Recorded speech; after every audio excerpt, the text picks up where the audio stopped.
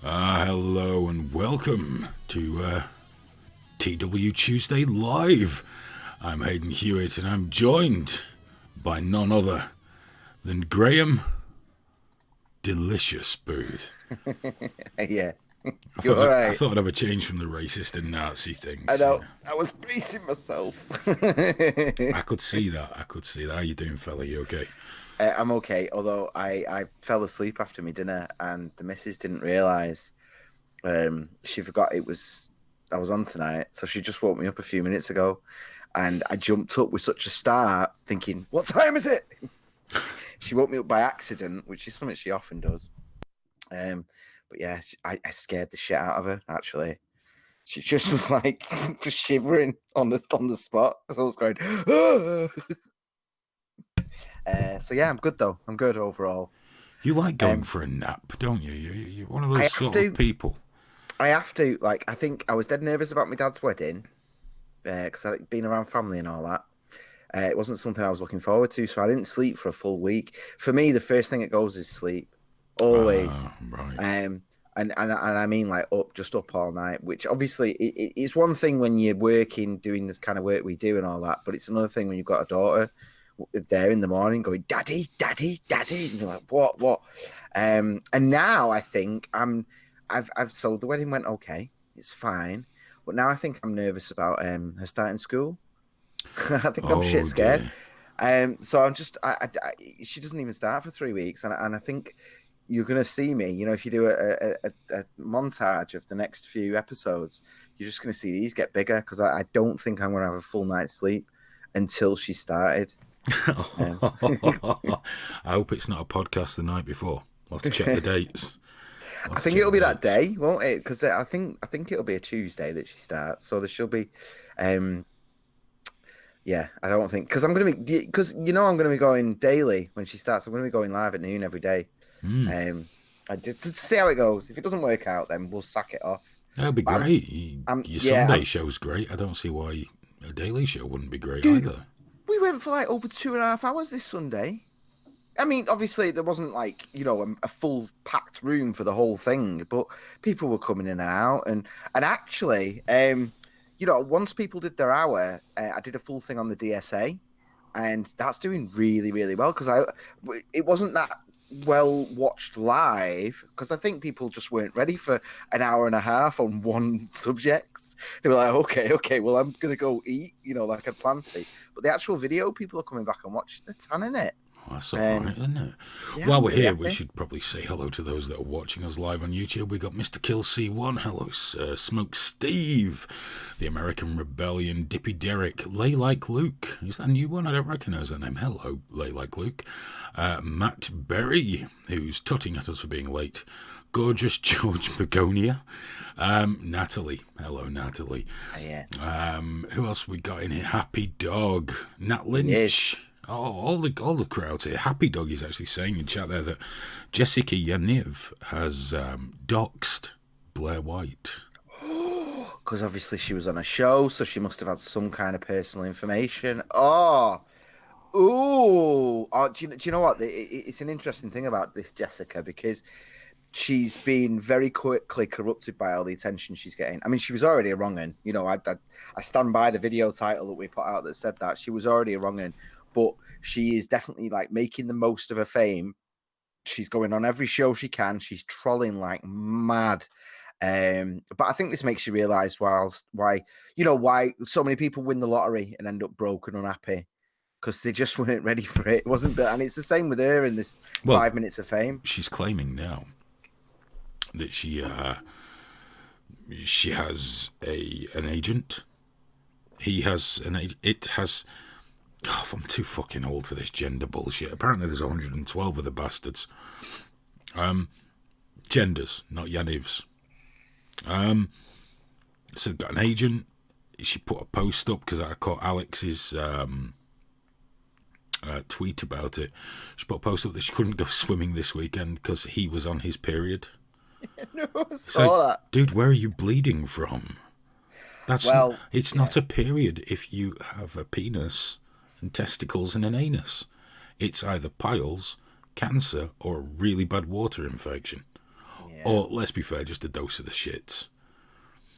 So anyway, we don't want to go too much into Yaniv, but basically it appears Yaniv's kicking off. We weren't going to mention that weird bloke, but seeing Happy Dog saying he's been up to some doxing of a thoroughly decent trans person in the form of Blair White.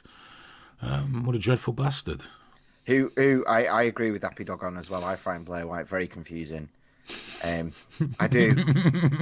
Like, I can't look at Blair White for too long because she does all those like, she goes to events now, doesn't she? She goes to media events, so she gets those glossy pictures done on the red carpet, and they always look amazing. The lighting's dead flattering and stuff, and I'm always like looking at it, and I'm like, no, I don't want to look at this anymore because it's putting me in a strange place. In case you crank off a wrong one, yeah.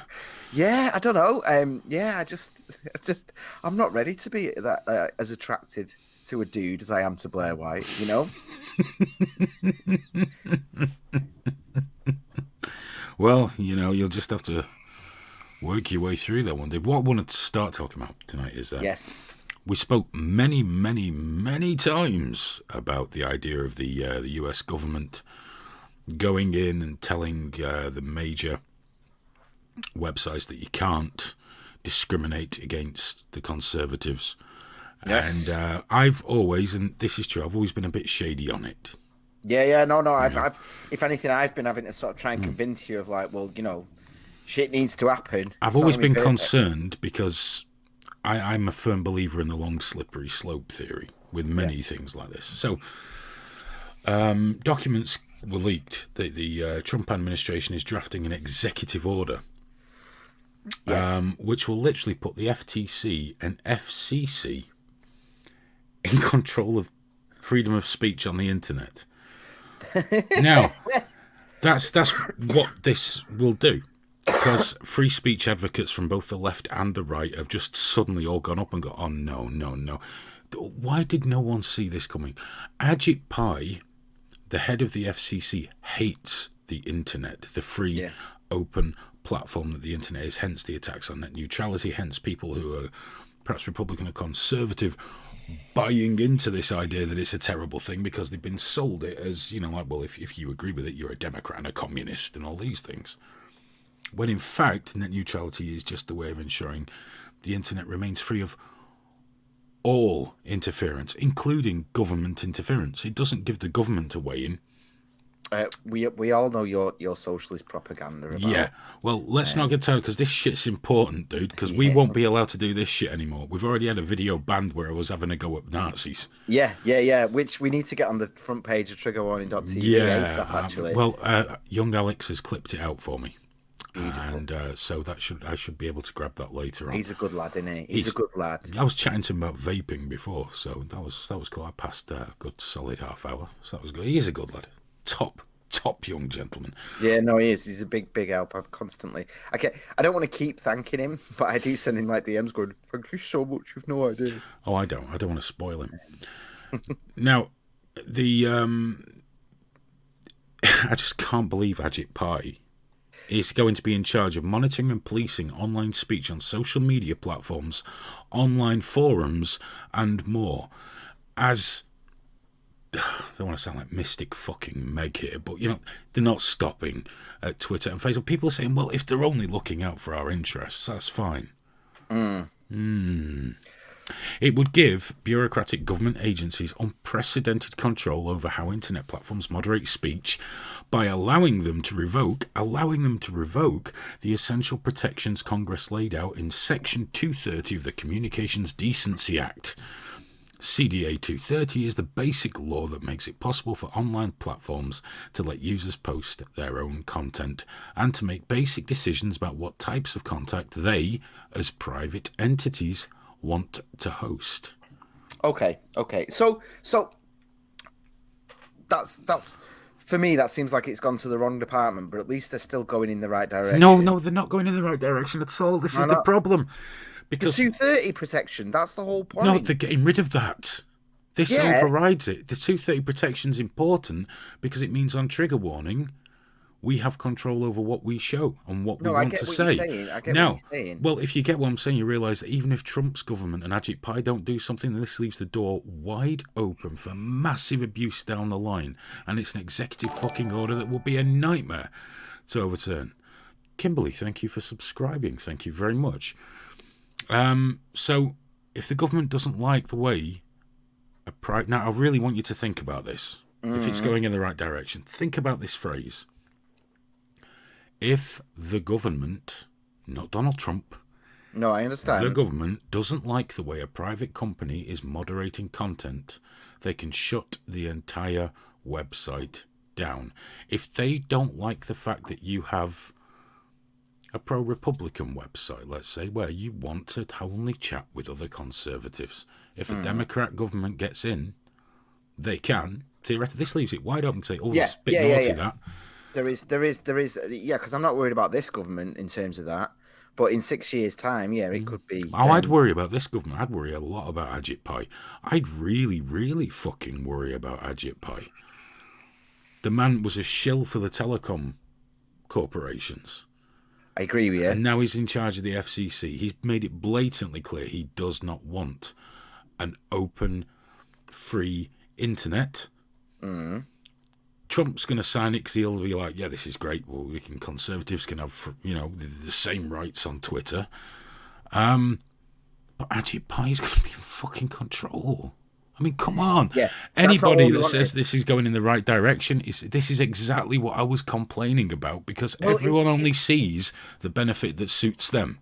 They never look at it. It's both at once, though, isn't it? Because it definitely is. I mean, in terms of, this, it'll be challenged, it'll be nuanced and all right, but it something needs to be done about the 230 thing, because Google right now are interfering with elections. People hammer on about Brexit. But here's the thing, Graham. What?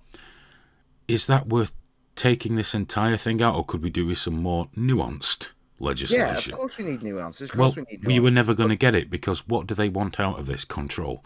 And I'm telling you, that's what it is. It's control. It's what I was concerned about all the time. And we're going to hand it them on a plate, and people are going to cheer it because it means fucking Alex Jones will be able to post on Twitter again. Woo, great. That was worth every ounce of freedom you've all just lost. And every American that tells me the UK's fucked, it could never happen here. Of course the UK's fucked for freedom of speech, but it's going to happen there. And you're going to swallow it, because chances are it might be your team that bring it in. And they always give you a nice story for censorship like this. People throw shit at me for LiveLeak. LiveLeak's irrelevant. You can go anywhere else. Okay? That's got a whole realm of fucking issues that people simplify to, oh, Hayden just wants to ban everybody, as if it's all up to me. It's irrelevant. Don't talk about a website. Think about the internet. Think about the internet. Yeah, and now people on Capitol Hill are going to tell you what's acceptable on the internet. And I don't trust the FCC, because lobbyists will be in there like nobody's business. Yeah, of course they will. Of course they will. But what do we do? To me, this definitely still feels like a step in the right direction. A lot of no. Hear me out. Because everything you've just said about controls and government decided, that already exists. We already have that right now. So there needs to be something. There needs to be some sort of process. How do the government control the content on the internet? Because they're already in bed with all the companies. They already give them tax breaks. But the problem is, it's already done via the back door. It's already done So why do we need this? Mates and lobbying and that. So it's out and open. There needs to be. Oh, so they can reach out to everyone that they're not in bed with. Hayden, you can't not let me finish my point, and then take the mick out of it. The point is, there needs to be something on the books. I don't think this is right. I don't think this should be the end goal, but surely this is the step towards the end goal. Oh, it's towards an end goal. Legal protection. But what you've just said to me is all the big companies are already in bed with the government. Yeah, 100%. So the government are saying we need to do this to get the big companies under control. But they're already in bed with them. So the government are already getting what they want, but they need this to get them under control, even though they're already in bed with the big companies. So what's the benefit of it? If the government already have control, why do they need this? the law no, it's not about the government having control. I don't agree with the FCC, and I don't think that should be the end goal. But there needs to be something. There needs to be an attack on 230. I agree. And for one, No, I I mean, don't think there needs to be attack on. I think there needs to be attack on how these things are put together. It needs a nuanced legislation. The problem I saw right from the beginning is right. everyone was going to fall over themselves, and I get it. I even started to cave a little myself, saying things need to be done about the big guys. But the Yeah, but problem, the problem with a step in the right direction is there's steps and there's massive fucking leaps. no, but you're just falling for the same shit that everyone always falls for with Trump. If this isn't even a thing that's come in yet, This if isn't even Trump. this is a leaked executive order, he's just playing the media and seeing how people react. It's the same way that he put out a thing saying people registering whatever. This hasn't happened yet. You might as well get your knickers in a twist about Trump's tweets. They don't mean anything. Okay, it's a draft order, a draft executive order from the White House, Yeah. which will put the FCC in charge of shaping how Facebook, Twitter, and other large tech companies curate what appears on their websites. This is the sanitized version, but in fact, it's all websites. I get that. It calls for the FCC to develop new regulations. So he's not going, here's my executive order, I'm just testing how it goes. This is a carefully worked out one. This isn't just a broad stroke shit here. This isn't like some of the others we've seen of, the big broad strokes to see what happens. This has been worked on that they're going to have to clarify when the law protects social media websites when they decide to remove or suppress content on their platforms. It's still subject to change.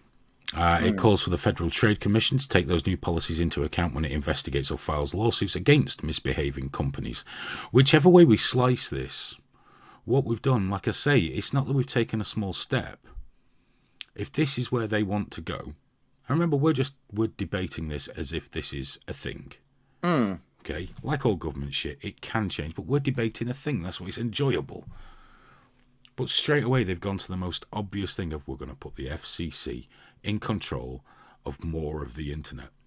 And I don't think, without being conspiratorial, I don't think I need a tinfoil hat when I say that what any government would love, not Trump. Let's get off the Trump thing, because I don't think this is a orange man bad scenario. I believe anyone in that seat would be trying to do this right now, because it's a golden opportunity. Maybe not a Democrat if it was Republicans being censored, but vice versa. Anyone in that position would do this because it's a mechanism of government that they want control. The UK government has fallen over itself for years trying to get a grip on the internet. Luckily for us, they're far more inept than the Americans. Far more inept. Our big plan is to let the BBFC control porn online, which keeps getting put back because they're just useless. But the difference with the way it works with America, the only difference and the only reason that I've got hope in terms of this politicking right now is they cannot pass laws that restrict people's speech. They cannot. They are. Oh no, that's a good thing. This isn't what this does. They're not allowed to do that. That isn't what this does. Yeah. That's the clever thing about it. It's not saying I'm restricting your speech by taking away your website. It's saying we don't like how you operate. We don't think that's fair. You're shut down. Which to me there is a problem. Yes, we keep focusing on Twitter and Facebook. Okay, we keep focusing on because that's the elephant in the room. But what about the freedoms people should have to have a website they want? To say it's Republicans only, Democrats only, I don't know, fucking black people only, white people, whatever the fuck you want. You should be able to have that. Now, for them to say you can't have that would be restricting your freedoms. But what a wonderful way of saying, oh no, that's not how it works.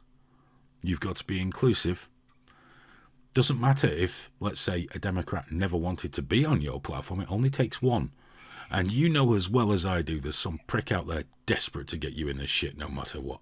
Yeah, well, this is the thing. It can be. But right now, even that would be a step up and a step better than what we've got right now.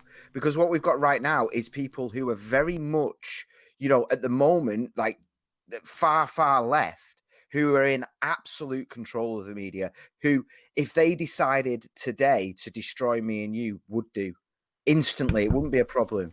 They wouldn't, we'd just be gone.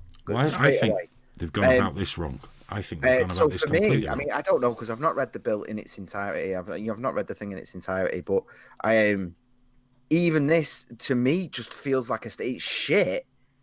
But it's one of them where it's like at least it's just a little bit more out in the open. And what if it You just know, destroys everything? What wouldn't it have been a better idea? Someone's just mentioned there.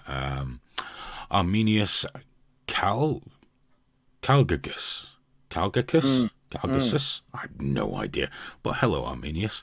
I'm Chappie. Hello, I don't think I've said hello to you tonight. The legal argument is publisher versus platform. Now, I think that would have been a far better thing because we all know that Facebook and Twitter are no longer platforms. They're publishers.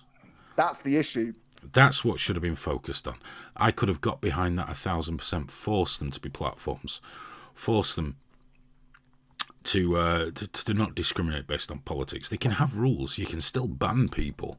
You can still do all the things you want to do, but you have to not discriminate based on these sort of things. Yet it's clear that Facebook and Twitter do give left-leaning messages more amplification. We know that from mentions, from content, from users. This is what happens. And from data, the data shows it as well. Yeah, so why not focus on that? I know exactly why not to focus on that. It's not far-reaching enough. It's not far-reaching enough, and there'd be a bigger legal battle. So why not just go to grab the lot? Because if you're going to, why not? Control it all. Fuck them. And they can't argue this one legally as easily. But in my mind, the fight should have been, you are a publisher. You are not a platform. No, because it's being all a platform, about is really fucking hard. It's really, really fucking hard to remain an impartial platform. It takes a concerted, fucking deathly effort because none of us are impartial. As individuals, absolutely not. And as groups, you have to work at it. You have to work very, very fucking hard. And because you won't pick a side, it's harder to monetize. It's harder to gain traction. All of these things that we occasionally find with trigger warning as well, because we're not the darling of either side. So, I do believe there should have been more focus there because it's too easy to become a publisher and hide behind being a platform, which is exactly what Twitter have done, because they've never cared about either, and nor Facebook. It's all about the data. Zuckerberg even said it himself when he was developing Facebook. Look at all the data these idiots are giving me.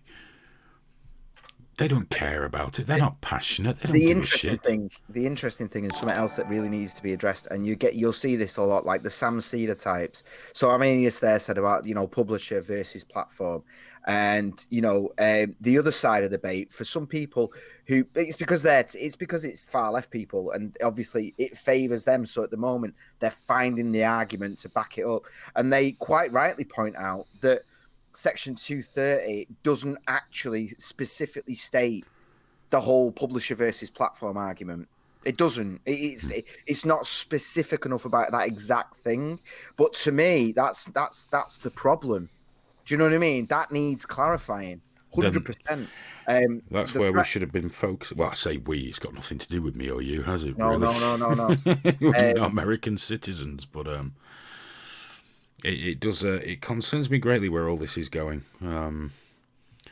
Because over the years I've seen many attempts to silence sites and silence hosts, and Lord knows I've been in the middle of it myself more than once, and it just smells like that to me. It's just an excuse. It's a power grab, and I'm incredibly wary. I'd rather be paranoid and wrong, because if I'm wrong about all this, I'll happily hold my hands up and go, do you know what? It was a great fucking idea. I got it wrong.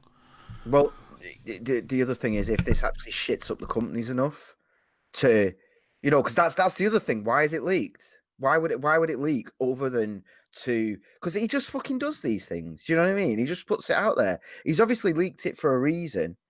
And my thought is it is to shit up the companies. Because there's already so much data coming out now. So many ex-Google employees coming out specifically saying we've had the leaked emails saying we are going to make sure Donald Trump doesn't get elected. And it's one of them at the moment where obviously he's going to be doing it for selfish reasons. I don't think entirely. I don't think he invited the likes of Tim Pool to the White House for purely selfish reasons. I do think that it is there, but I think that at the moment, Trump and the team and all that, the White House, have actually identified a genuine problem here that is actually bipartisan as well. There's a lot Well, of Democrats that don't like this shit. there's a lot of Um, Democrats that have signed up to this to support this executive order. Anyway, just looking there, Vega Navarra rightly comes in with there's been a lot of talk in the US about updating and upholding the fairness doctrine from the 50s and 60s, which was a rule that forced radio stations to conduct discussion fairly. Apparently it came about after broadcasters gave airtime to one side of arguments, much like left-leaning media does today. The goal was this: if a show wanted to debate something, they had to have people on from all sides. Thanks for that, Vega Navarra. We see that a lot here in the UK. The BBC are often criticised heavily for giving airtime to Nigel Farage. But what else can they do to give balance? You can't have Owen Jones on every fucking week. no, no, no, no. And as I pointed out in the video the other day, that if you're going to have actual communists on, then at that point, you can have Farage isn't right wing enough to balance out an actual communist. So. But this is how we've ended up with this, isn't it? Like Fox, CNN. It's not about giving you news or having fair debates. It's about keeping you watching so they can show you adverts. We know that. They're just commercial news stations which are product. That's why journalism is in decline. Not because people don't want to be journalists. They definitely do. But because there's no market for that now. Just wake up, find an outrage on Twitter, bubble that up a little bit, support your team on the show, and away you go. Away you go. It's all changed. Everything's changed from the ideas they had in the 40s, 50s, 60s. Well, the thing is, then news then wasn't profitable. It was a legal requirement. So if you had a license, you had to have a certain amount of news, and it was straight information. The way they got around it, and I hate news. I hate news for this. Is comment sections, editorials aren't subject to quite as strict rules. Nowhere near as strict rules, actually. As long as you're not like out and out, inciting, defaming directly. Even then, it's a balancing act. Now, what annoys me about news, especially in the American media, but we fall into it here as well, is they will use all the conventions of standard news and present comment, but it looks like news. Tucker Carlson is a phenomenal example, although I think he's far from the worst, but he's presenting news, he's presenting comment, but it looks like news. It's a monologue.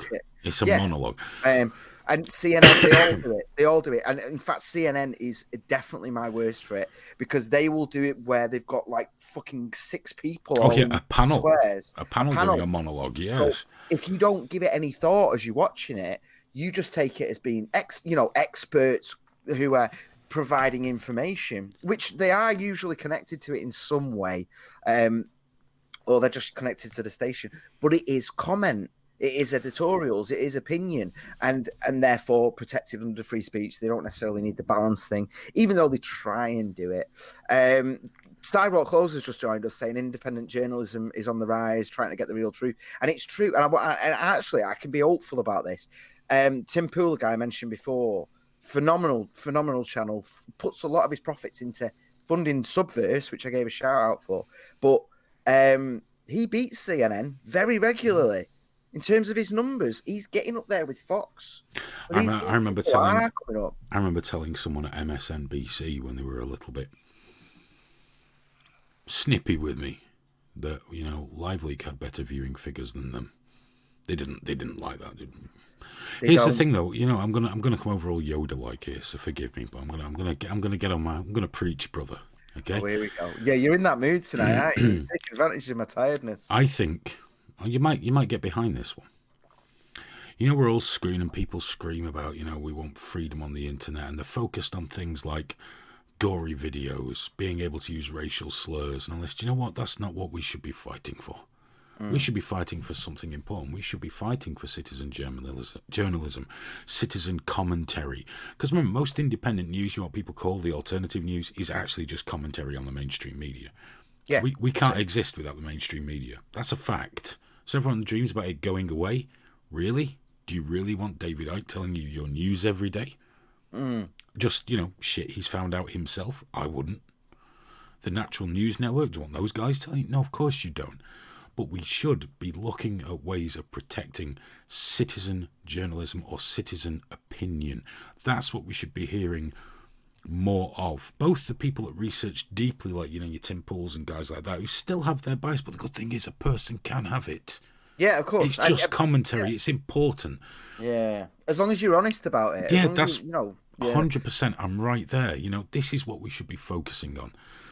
People having their space to have their say without fear of not being the right thing. Like YouTube now, if you're politics, you won't get the traffic and you won't get the traction. So stop worrying about those things. You're never going to make a living off it anyway. Give it up. That's gone. That shit is gone. Because YouTube had an unsustainable model to corner the market, as you well know. So let's focus on doing this. Let's focus our efforts on protecting opinions, not the ability to do outrageous shit, because you can always do that somewhere. Don't try and think we should be allowed to do it everywhere. No, of course we fucking shouldn't. And when people tell me they're totally anti-censorship, I ask them, really? How many child porn sites do you think should be allowed? Yeah, there's a weird thing there, isn't it? Because it's that thing. I was thinking about this today. There's this sort of, some people get it from religion or whatever. We don't talk about it as much these days. But this, I'm British.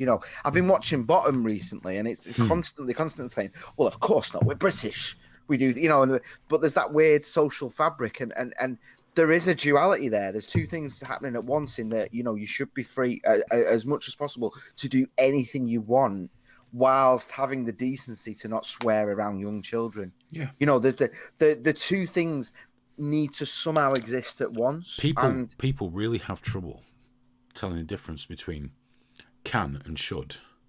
It's like the guy that walks down the middle of the street with his AR-15 on his back because he can. Should you? Well, really? What's the point? What point are you making? I can. Just because you can doesn't mean you should. The argument for should is they call it a Second Amendment audit. So they'll whatever state they're in. No, and I'm not saying this is all people that just always do it, but it happens quite a lot where they will wear or they'll be brandishing in an entirely legal manner. Everything will be 100% legal. And the test is, and it's usually if you see a video of it, the test is, do they get stopped? Wonderful. And the point is, I am not breaking the law. Everything I'm doing right now is completely legal in terms of so that's how it's an audit. They do the same thing with the First Amendment. But to be fair, even with the Second Amendment, is it not reasonable for a police officer to say, hello, mate, no offence. I realise it's within your rights to do so, but is there a particular reason you're walking down the street with that? But you see, what these people are really doing, let's be honest, it's the same as the guys that drive around looking for them border checks and then getting a big argument with them about their rights and I'm a person of the land and all that shit. They just want an argument. Yeah. The rights are enshrined. And should you really need to go down the street with an AR-15? Should civilization have crumbled to the point where that is an absolute requirement? The police aren't going to stop you because they'll be doing the same thing. It's all bollocks. I don't buy any of that bullshit. I don't buy any of it. We must test the laws every time. They're there. It's written down, dude. If a policeman stops you, he's concerned because most people that walk down the street with a loaded semi-automatic rifle are not necessarily just checking their Second Amendment rights. Well, that's part of the check, isn't it? That's part of the check. And there is that thing of, that's part of the audit, because if you were to do that in a Walmart, even though it was entirely legal in some states to do that, they'd quite rightly trek you because you were on the money with this last week when you said we need to just ban Walmart. So far, 8 of them have been targeted since you said that. Walmart's the problem. Walmart seems to incense people. Yeah, so unfortunately, the kind of person that might do one of these Second Amendment audits might go to a Walmart specifically, but you also, this is what I'm saying about there's the freedom, and then it has to work in duality with decency and common sense. To be upset that a police officer stops you on the way into a Walmart right now whilst you're geared up would be kind of ridiculous. Yes, strictly speaking, nothing should come of that. But it all depends on what happens. If the officer comes up to you with a gun saying "don't move" and all that shit, then yeah, that's crossing the line. But if the officer comes over and says, "You do realise there's been several shootings in Walmarts recently, and there's a lot of tensions and stuff. Is there any chance, if you're going to do this again, you could give us a warning?" The same way that I am completely legally allowed to film on the street, apart from London. But as a filmmaker, well, they changed the rules in London, didn't they? Yes. After the thing. But I'm completely legally allowed to film on the street. It's funny when people tell me I'm not. It's like, yeah, I am. But if I'm using guns, fake guns, which I've done zombie movies, and we've had big rifles and all sorts and blood. I don't legally have to, but I would be an absolute fool to not let the police know I was going to be exercising my legal rights. Do you know what I mean? Like, although last time I did that, the phone just rang off the hook. It just rang and rang. Nobody answered. and a police car actually went past us. We had a bag on someone's head, on their knees, and someone had a gun to the back of the head, and they were screaming. And the police car just went straight past. Oh yeah, he didn't want any of that. No. We'll find out about that once it calms down a little bit. We'll hear about that on the news. There's no sense getting involved with that kind of shenanigans. Yeah, but it's that thing, isn't it? It's like there's a decency there. I mean, there might even be a legal requirement for me to ring. I don't know, because I've always just done it. Do you know what I mean? Yeah, I mean, when I said can and should, it doesn't mean you shouldn't. It means you should be mature enough and reasonable enough to understand why it might not be appropriate to do a thing. It might not be the most reasonable thing. Yes, I can do this, but you know what? I'm not going to, because it just gets everyone's fucking back up, and what's the point? But we know that society's always been that way, and now it's worse than ever. Getting someone's back up is the greatest thing in the world. Yeah. And that's just how it works. It's such a hard thing to balance. It really is. Like, because if El Paso, if you turned up now and you're perfectly allowed to turn up with a gun at the exact location where there was a shooting, you're gonna get in trouble for that, because obviously you're going right to there, and there's definitely going to be, I don't know what the wording is in America, but there's definitely going to be a public order issue there. There's going to be a kerfuffle. Yeah. So then there's the question of, well, how far away from the shooting area does your Second Amendment rights kick back in again? Do you know what I mean? And there's always going to be a grey area, always, and there's nothing wrong with that. That's just part of. That's what we're supposed to work through, isn't it?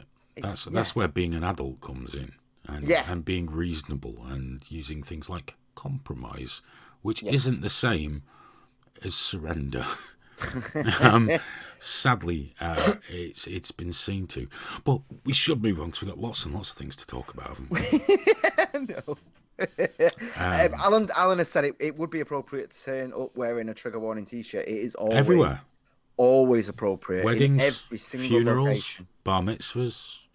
Dude, I was trying to explain to my neighbour today about this, because I said, oh yeah, I Tuesdays I talk to this fella, we sort of hash it out and all that, and he was like, oh, you know what, you should do YouTube. And I was like, no, that's he's like, oh, that fella, he makes 11 million. I was like, PewDiePie. He's like, yeah, he makes a lot more than that, but I'm no PewDiePie, don't worry, that's never happening. And I was trying to explain, so I showed him a clip of a Tuesday. I was like, this is what we do tonight.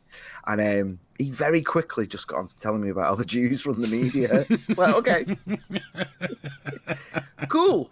And it was in relation to Epstein. He was saying the Jeffrey Epstein thing's just going to go away because the Jews run the media. And, he's Iraqi, so he was saying, oh, if I did something, they'd all be all over me. I wouldn't get the mental health defense. Neither would Epstein. He wasn't going there. Underneath the anti-Semitism, he was making a good point.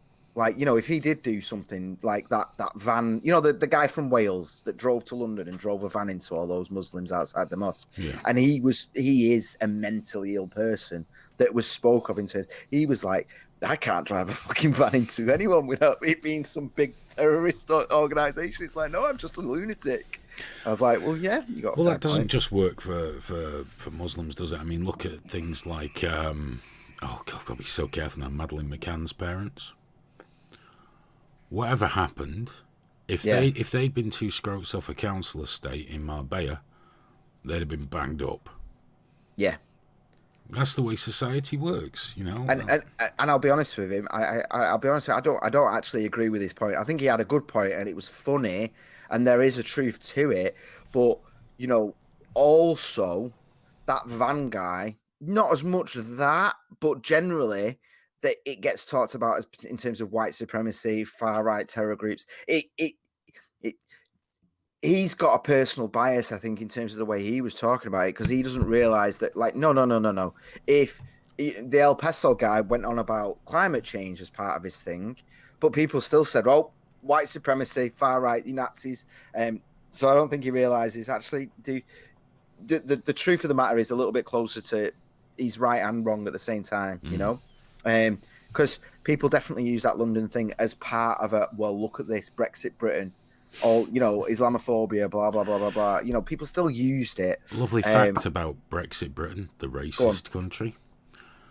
We housed more people from outside the EU than any other EU nation.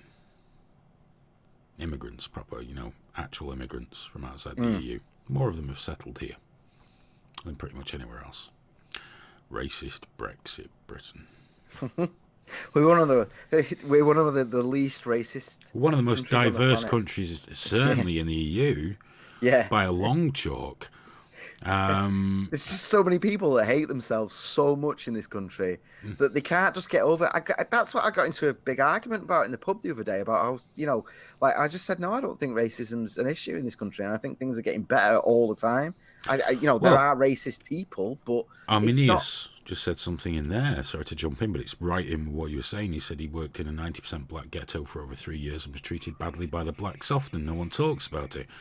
Same, someone my wife used to work with, little fella, Vic. He lived in a predominantly Asian neighborhood. Now, for anyone in America, when we say Asian, we mean subcontinent, Indian, Pakistani. That's Asian to us as well as the Chinese. It's a thing. An American once dragged me over the coals for this, saying I was being politically correct. He said, no, dude, that's what we say. No, I'm from somewhere different to you, and we use language differently. They're from the Asian subcontinent. That's where they're from. Yeah. I talk like that as well. I do find that Indo-Asian is a good way to talk about it if you're talking about a specific, you know, India, Pakistan, and all the rest of it. But I just use the language I use because I'm English and I speak the language correctly. And if colonials don't, that's not really my problem. Well, yeah, the same way that they use liberal differently, you know. Yeah, exactly. It is what it is. It is what it is. But he would get racist abuse all the time. Get out of here, you white bastard. This is our country and all those things. Of course, there's racists and assholes in every creed and colour. It's one of the few things that truly unites us. We've got utter and complete bellends in every spectrum of the colours to the human race. Someone told me off for saying Chinese whispers the other day. I was saying, oh, it's like a game of Chinese whispers, this. And he went, you can't. What? I was like, what are you talking about? The Chinese are the most racist people on the planet, mate. Who are you protecting? You fucking what? Should have given him a Chinese burn. Chinese burn, I know, yeah. Dude, we talked about Epstein for a second there. Yes, what have you heard? That's one of the things I want to talk about. I'm addicted to that. It's so ripe, isn't it, for conspiracy theory? It's so ripe. Now the new things are obviously the one that you mentioned, that one of the prison guards wasn't a prison guard, but that's not been confirmed. Then that there was no noises coming from his cell. Yeah, one person was like, no, I didn't hear anything. But now there's shrieking. There's been coming shrieking. And then people shouting, breathe, Epstein, breathe. Yeah. At first, he definitely hanged himself and had a coronary event because of hanging himself due to asphyxiation. With his paper sheets. With his paper sheets. But now the coroner says it's inconclusive. Now, I don't know, maybe you can roll paper sheets up to do that. I don't, but the ceilings are no good for it there, and there's no high barred window, so it would have to been tied like to his bed and then just lean forward. Yeah, there hasn't been a suicide there for 40 years, so it's not an easy thing to do. Apparently, allegedly, he had been asking for a lot of toilet roll as well.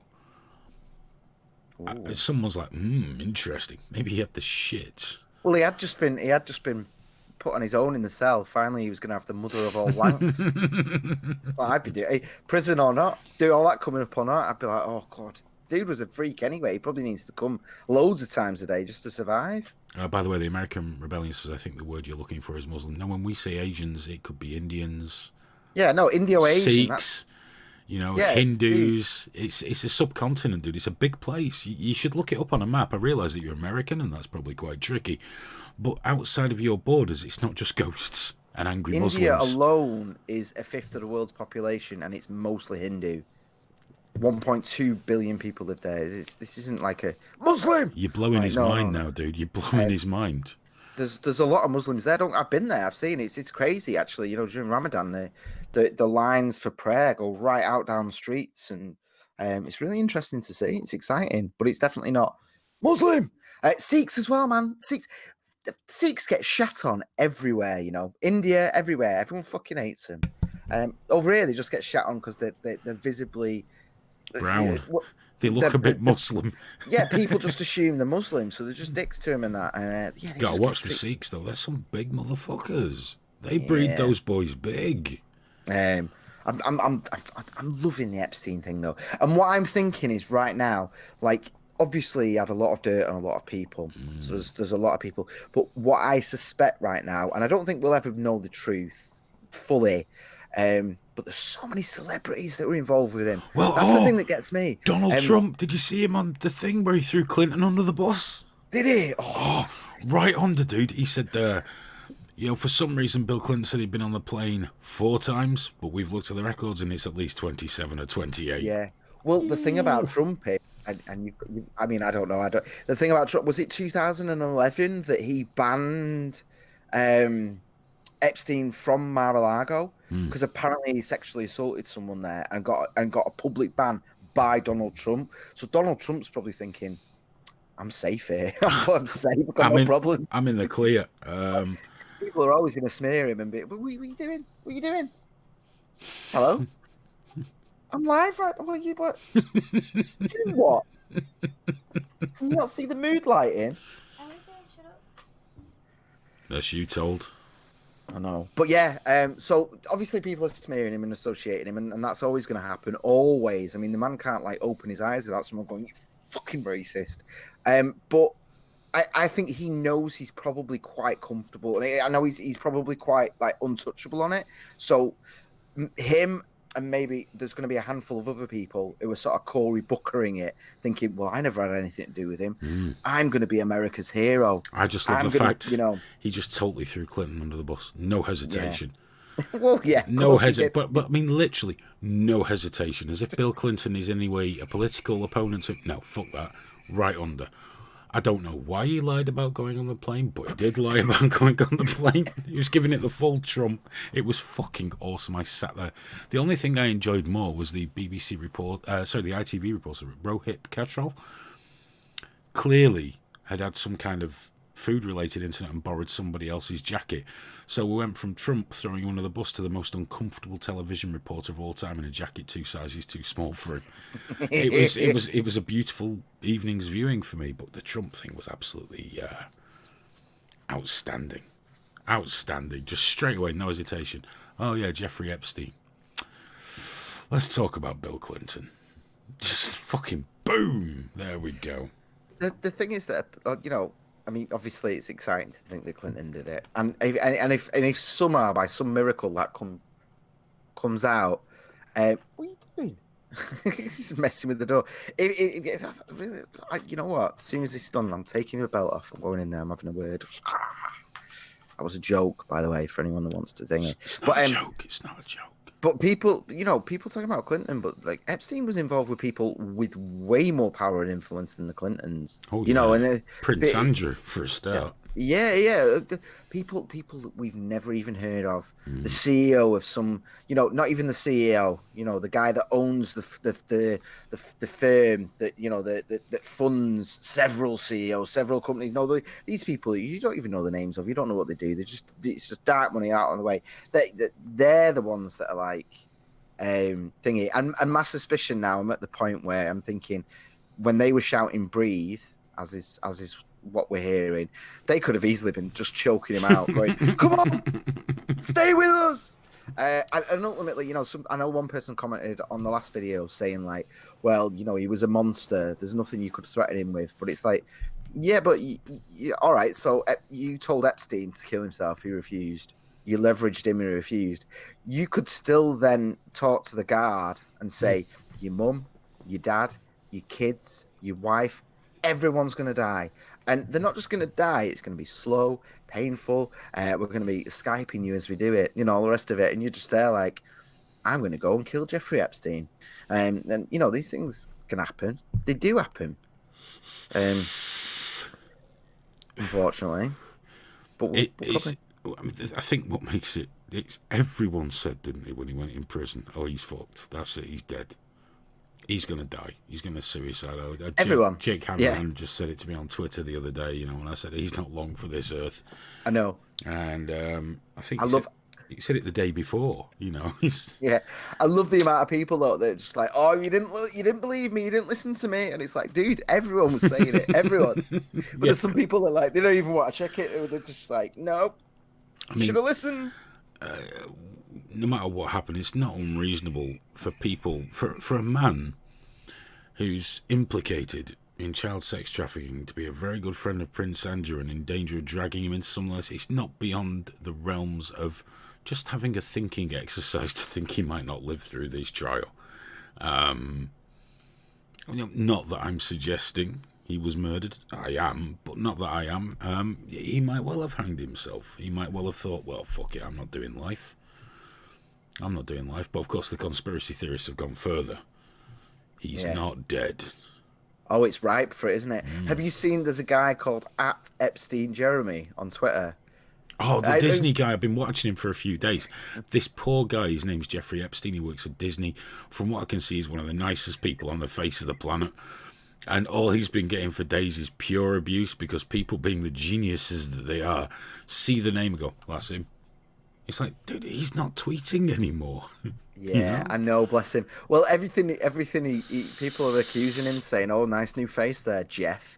And but for me though, I think the thing is though, that would be like a phenomenal cover to like just keep your name and just have a new face. That'd be awesome. But he's been on Twitter for ages. I know. But so obviously he's had this face ready for quite. But that's the thing. That's what you do. You that's the conspiracy though. You're right. This is what you do. If you're a billionaire child abuser, you make a Twitter account pretending to work for Disney, and never do anything vaguely suspicious. Thinking. Dude, have you seen as well? Like the FBI, CIA, and all that. They're raiding his island. And but someone else has been flying a drone around the island. Rusty Shackelford, I believe it is. YouTube user Rusty Shackelford. It's crazy, or at least he was sharing the footage. I don't know that he was actually flying the drone. I imagine he was. But that shit, it's creepier than fucking Michael Jackson's Wonderland. Oh, what is it with those weird mounds and shit? I know. Like that? It's like you can imagine all these drugged up sex slaves just being taken off. It reminds me of. Did you see the cave entrance? No, I didn't see a cave entrance. Below the mansion, you got a cliff, and at the bottom there's this rectangular opening that I imagine was used. So it's just the creepiest fucking place. And when you think of what happened there, it's just dreadful. Makes me think of like Eyes Wide Shut, with all the masks on and like. Someone's Gorgeous George said someone made me laugh on LiveLeak when they said a new Israeli citizen appeared in Israel with the name Efrij Epstein. I don't think he'd get a good ride in Israel, to be honest with you. I know everyone thinks everything's a Zionist conspiracy, but I don't think they want paedophiles, even really rich ones. No, he'd be better off next door, wouldn't he? He'd be better off just. Well, he's dead. He's fucking dead. You say that. I don't know. I've not seen the proof yet. I've not touched his eye. Until I can poke him in the eye, he's not dead. I want to see him with my own eyes, and I want to conduct my own fingerprints. But even then, they're going to fake the records. Oh, you can't win the conspiracy theories. You cannot win. It's like you said earlier, the guy that said the Jews own the media. And one of the things I say, do you know how much of the media Saudi Arabia owns? I know, yeah. But then someone came back to me and go, well, that doesn't matter because the Zionists own Saudi Arabia. It's like, for fuck's sake. You can't fucking win, can you? Yeah. Good news for anti-vaxxers. Oh, yeah? Yeah, what? A new vaccine has just passed its initial safety trials. It's a vaccine for chlamydia. Oh, nice. A working vaccine against sexually transmitted infection, chlamydia has moved a step closer, with initial trials on humans suggesting it is safe to use. They're going to give it to boys, aren't they? Millions of people are jumping up screaming bullshit. The vaccine successfully provoked an immune response, boosting levels of antibodies against the chlamydia bacterium in the blood and vaginal fluids. According to research teams in the UK and Denmark, the disease accounts for nearly half of all sex infections in the UK and can cause infertility. So, how many people are going to say, I don't need that, don't need that. All these diseases, we live through them as kids. It's character building. Do you know what they say to the anti-vax as well? That doesn't kill you, can only make you stronger. To which I counter, polio.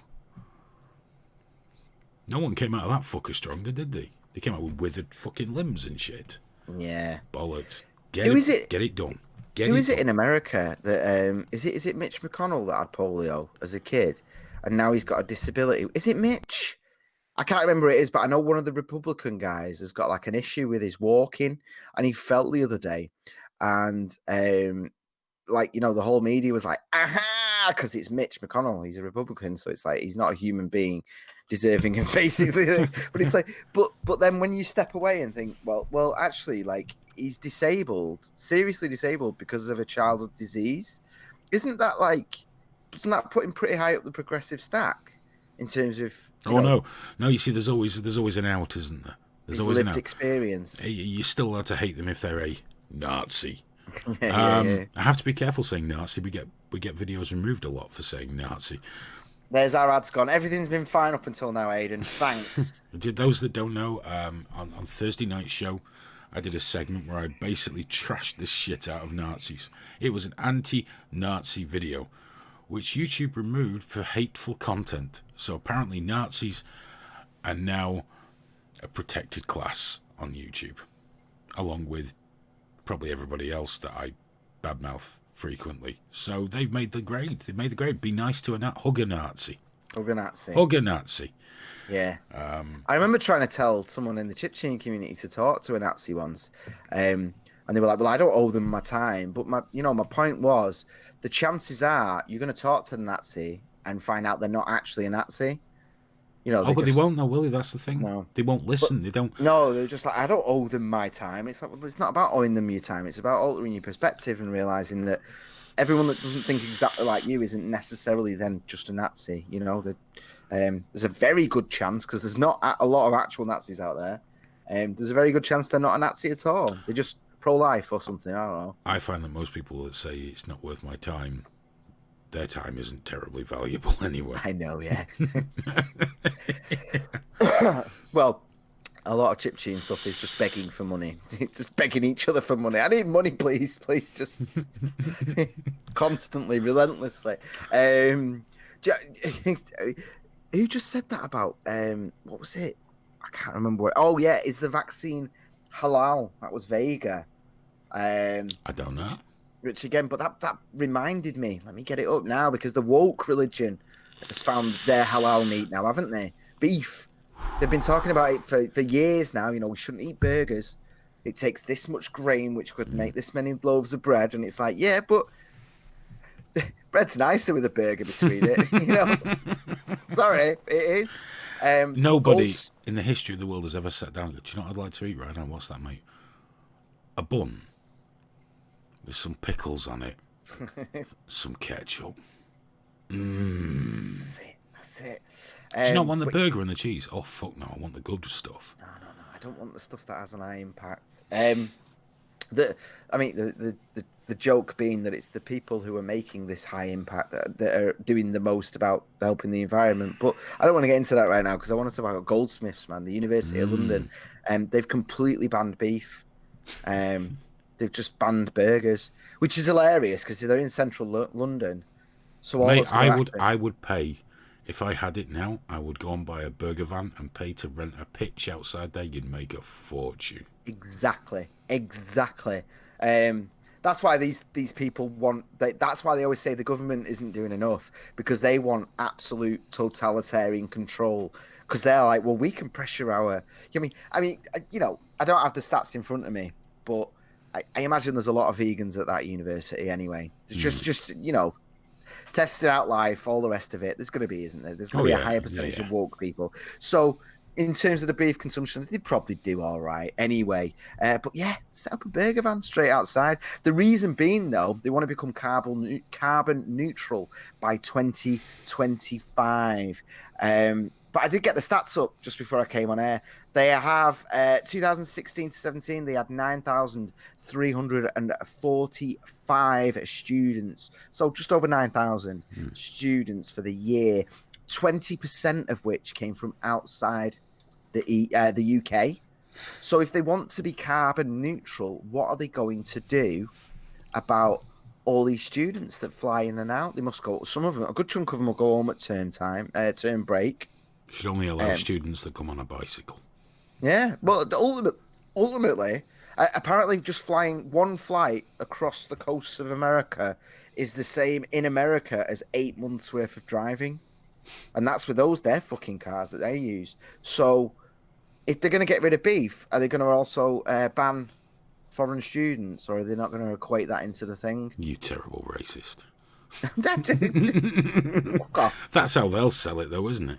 Can't be Yeah, racist. well... It's all a load of steaming bollocks, this. I had a big debate today online, because, it's Eid al-Mubarak, where in a lot of countries, and probably here in many back gardens, animals are being slaughtered. What is it now? Because of... who was that prick in the Bible that was going to kill his kid because the voice in the head told him to? Abraham. Oh, yeah, Abraham, yeah. But then some other voice in his head said, nah, mate, don't stab your kid. It's all right. So they sacrifice an animal and they give the meat to the poor, which makes it go. And I said, well, it's just fucking cruel, isn't it? Halal slaughter. So you get into a whole thing, and a lot of people from countries where basically they just weren't educated. They didn't know what a captive bolt gun was. It didn't make sense. They were told that electrocution causes blood clots, so therefore the blood can't come out, and just all manner of uneducated shite. Okay, but they're led by faith, not by reason, so you've got to kind of work around that. But they're not the ones that annoy me, because I get that. They have absolute faith, is what their book says, so I can argue against it. I can discuss it with them, usually reasonably with most of them. The odd one that goes in and says, you clearly don't know anything about biology or science. It's like, no, but the scientists and biologists do, and this is what they say. It's not a quick instant death when you have your throat cut. So one said, well, I think you'll find, if you knew anything, you'd know that the nervous systems of cows and goats aren't like any other animals, and it does cause instantaneous death. One guy gave me proof by giving me some pages from the Quran. But they weren't the problem. Uneducated religious people, they are what they are. No. It's the fucking vegans that dive in. And one told me, this is almost verbatim, if you eat meat, you have no right even discussing this. Dead is dead. Now, a couple of things I had to point out to this pale plastic shoe-wearing fucking destroyer of wildlife, okay? Firstly, I have every right to discuss anything I fucking well like. Secondly, is dead all that matters? Is it really? Is the manner of death not important? Does it not matter that it takes sometimes minutes to die in great pain, choking on your own blood? And if that's the case, if someone said to you, right, mate, your number's up, you're getting killed. Do you want the bolt gun in the forehead, or should we just cut your throat? No one's going to say, oh, yeah, cut me throat, that'll be great, thanks. Yeah, that's the one I want. That's the one. That looks great, it's instantaneous. In cows and goats, because they're different. You are gonna hang me upside down first, though, right? Yeah, please. That'd be really nice. Call me names whilst you do it. And it's things that I was trying to explain to one in the religious text. It says you have to sever the jugular and the carotid in one swoop, but you leave the spinal cord intact. I'm like, well, that's even more fucking cruel.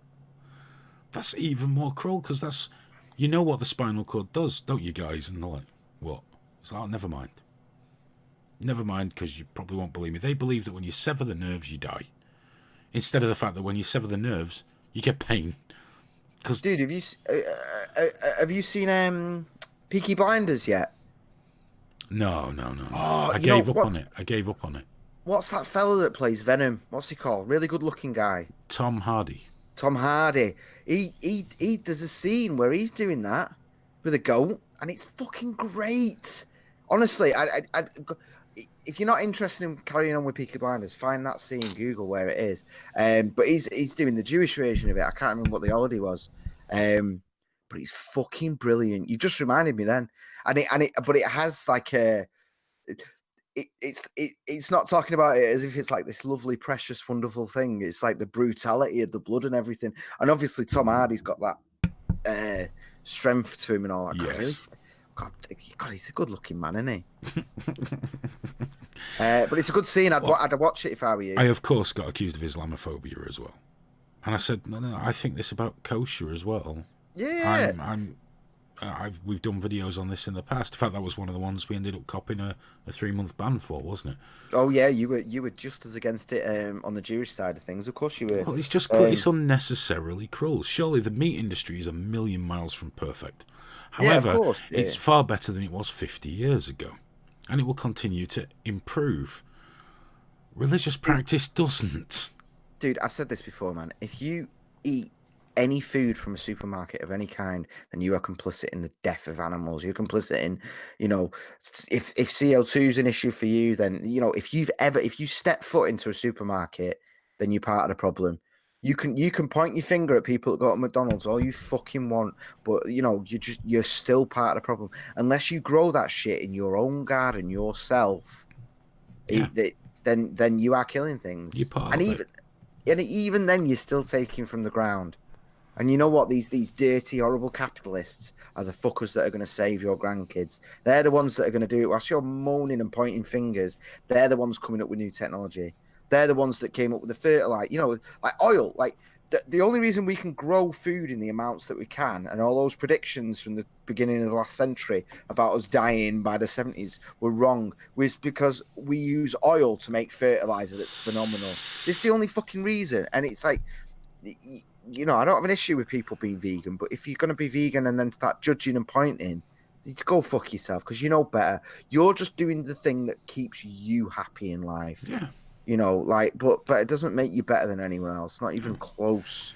Be vegan, just don't bother me. But it's like, when that friend of yours got really fucking cross with me for generalising about vegans, but it's very easy to do, because the first thing they fucking tell you is that they're a vegan. And what you instantly do when someone goes, oh, hello, my name's Hayden. Oh, hello, my name's John, I'm a vegan. It's like, oh, fucking hell. Here we go. I'm about to get a lecture. You know Jesus. what? I know loads of vegans that don't tell you that you're a vegan. And what I'm wondering is if you've got a bit of a gammony look about you. I bring it out in them. They just can't help it. I want to tell him I'm a vegan. But my only response usually is, oh, that's nice. Because what else can I say? You're a vegan. Good, well done. I hope your supplements are panning out for you, and you enjoy eating whatever you do. Go be one. Be a good person, because it is generally a better way to live. But it's not for me. I find animals tasty and delicious, and I realise they die for me. And no, I don't kill them myself. The same way I don't build my own televisions or pave the roads I drive my cars on, or do many of the other things that we take for granted in life. The same way those pasty-faced vegans didn't make the fucking iPhone that they're using to post on the internet. No, the teary-eyed Chinese children made it for them. But that's all right, because they're not animals. Yeah.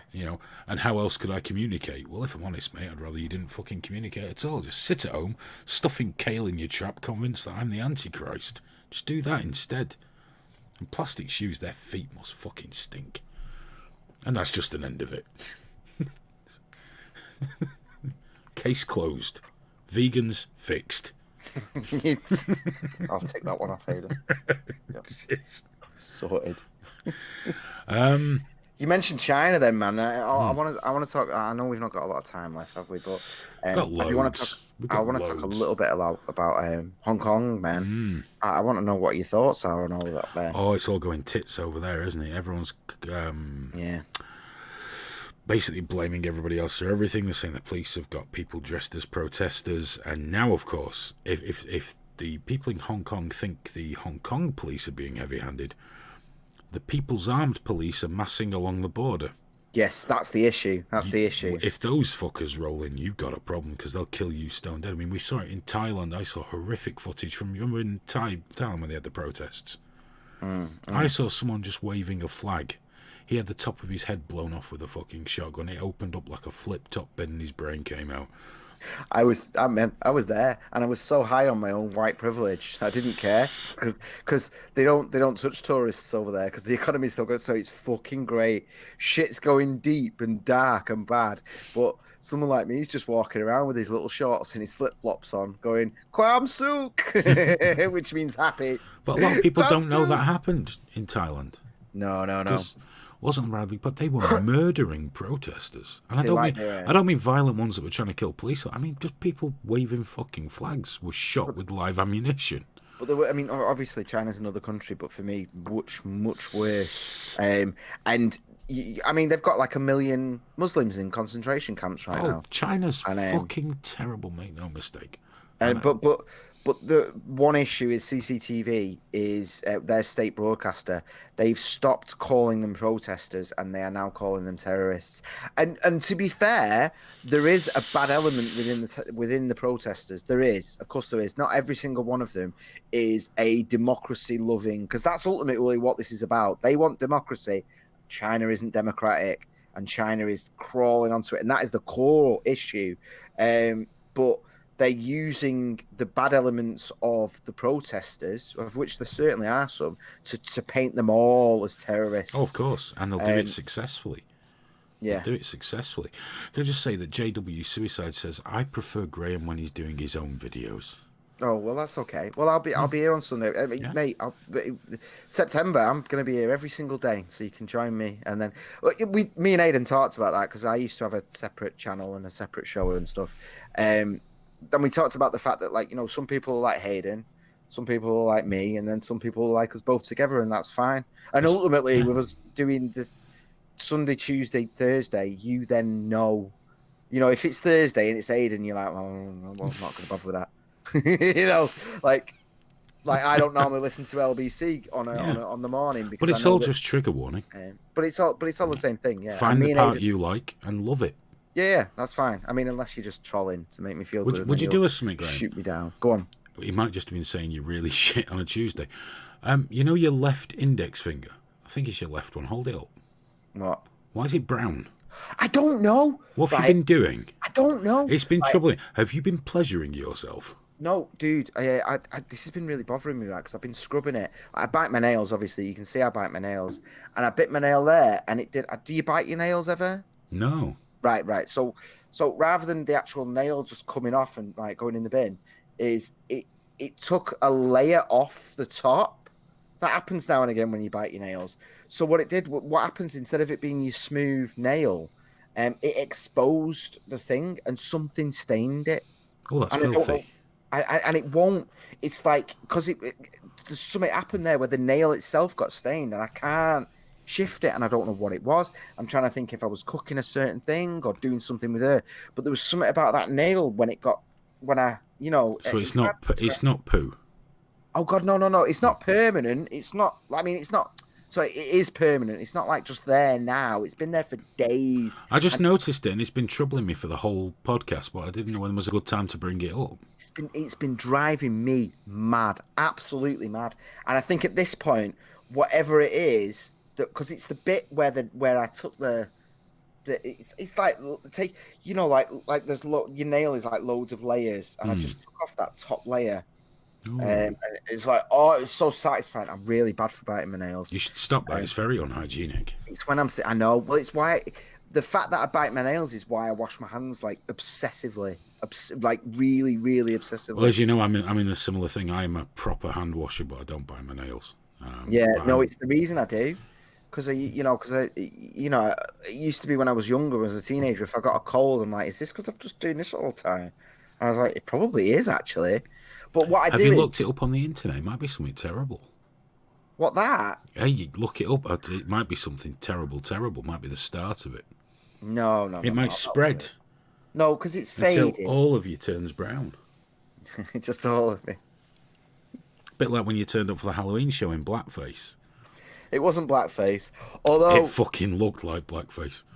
Well, I was thinking about that for this Halloween. You know, what can we do something else that isn't blackface, No. but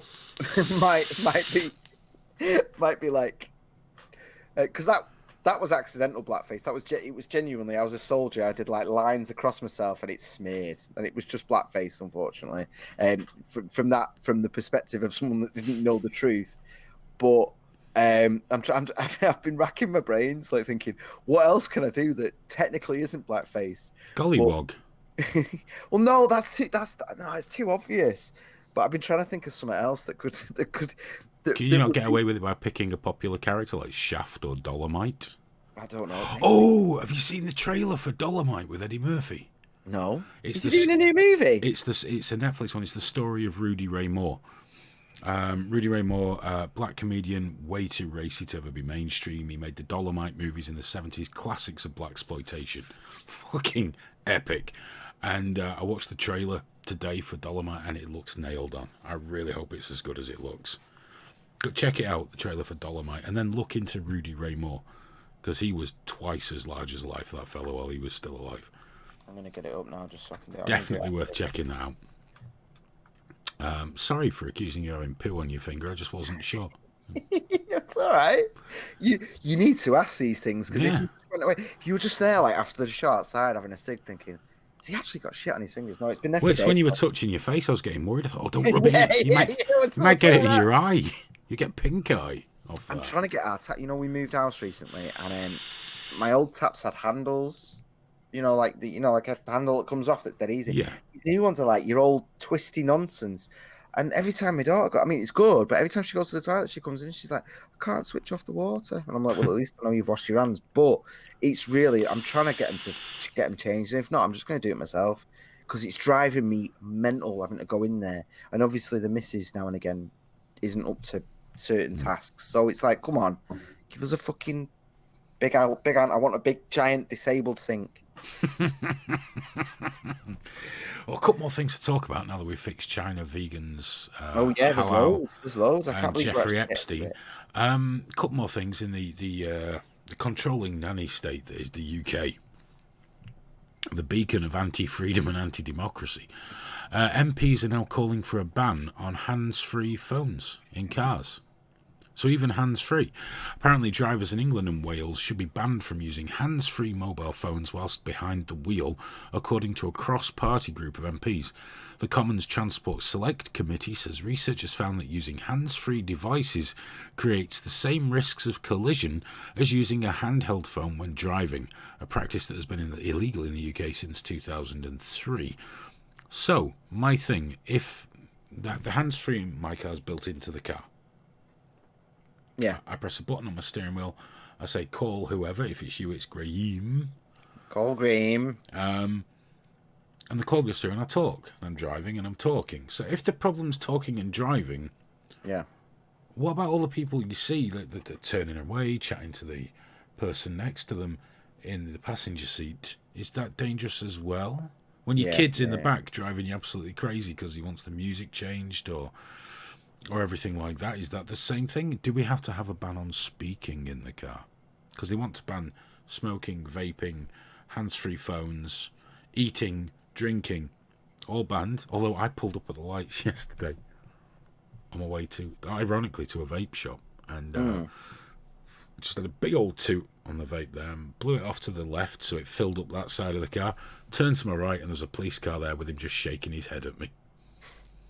All I could do was smile. I didn't know what else to do. Why was he shaking his head though? It's not illegal, is it? Or anything, or- Disappointed. Yes, It was just- yeah, they want to bring it in where vaping in cars is illegal because, to be fair, if you don't have your windows open properly and everything else, you can't see. Yeah, that you could argue that that's a danger because you're gonna because if you're doing that, you can't see your side mirror and you're not going to see any bikers that are coming up, are you? Which is obviously Straight awful. over them. Bikers, Just children. left turn without signalling, which so many people do. So many people do. Mate, And I bought a BMW and I was amazed till it actually had a fucking indicator stalk. Yeah, I yeah. didn't know they came with those as standard. I see. I know the data that they're using for this. It was people in simulations, and they're saying that holding a phone to your ear is just as dangerous, it's just as distracting as a hands-free. And to me, I'm thinking, what kind of simulations were you running here? Is this one of them where you get a poll that says a certain thing, but then you look at the way the question was asked, and you're like, wait, what? No, no, no, no, no, no. You know, should Britain crash out with the EU? Crash out the EU, damaging the economy, and people are like, well, no, I don't want to damage the economy. And then they go, nobody wants to leave on WCO terms. Leading questions are always the best ones. Yeah, and I'm just thinking, is this data? Because to me, just basic common sense tells me that, you know, that holding a phone to your ear, having one arm gone, there's no way that can be less safe than having that. And again, like you said, you know, how does that compare to someone just talking to you or a kid or anything? I mean, why are our parliamentarians even fucking do you know the worst thing taking the time is to do this? our roads are some of the safest in the world. That's the thing, mate. You go to another country, just try and cross the road. Go to India. Go to fucking India. Yeah, That's amazing. Or Rome. You know that they tell you in India, they say it's chaos, right? But they say it's not like here where you start crossing and then you sort of speed up to be polite. You know, when you're just crossing the road and someone's coming, you're like, Yeah. oh, mate, and you just do that little trot. That'll get you killed in India, because the idea in India and tourists die because of exactly that. Because the plan in India is that you walk at a consistent speed, and as they're coming up to you, they work out on the fly based on how you're walking whether to go in front or behind you.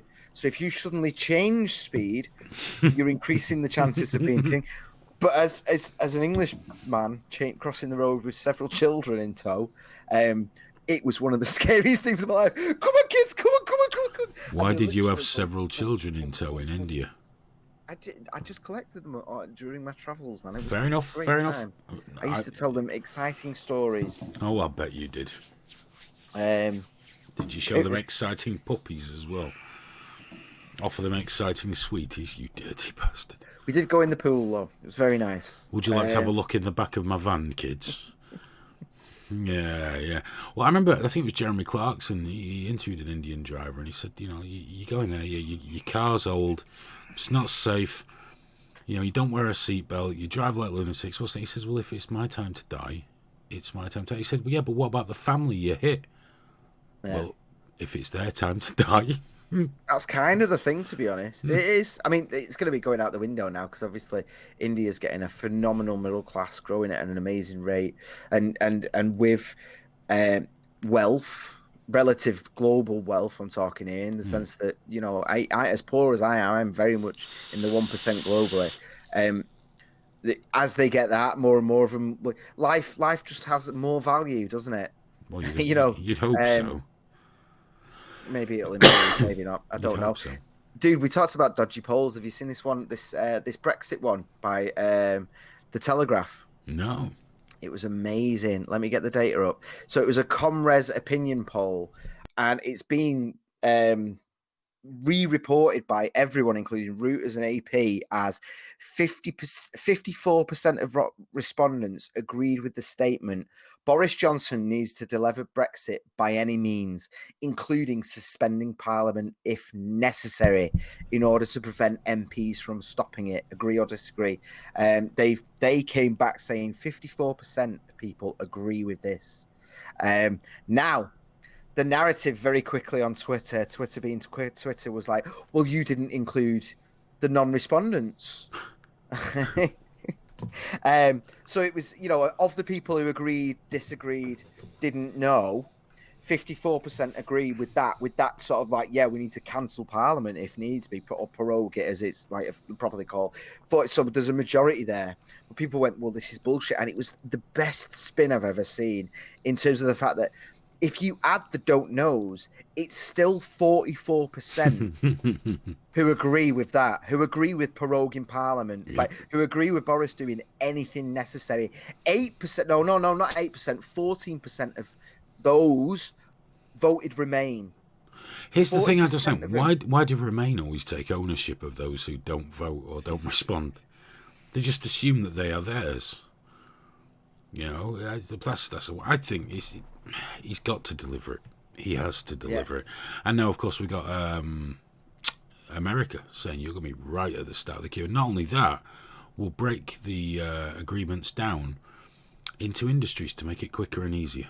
Yes. Manufacturing, tech, It's the etc., only way to etc. do it. It's the only way to do it. Well, like they were talking about upping the immigration thing. At the moment, it's 26 grand if you're a non-EU citizen, which to me was a lot. I mean, I had an American girlfriend, and it was a barrier because I made movies. I couldn't prove anything. I couldn't prove my income until after it had happened.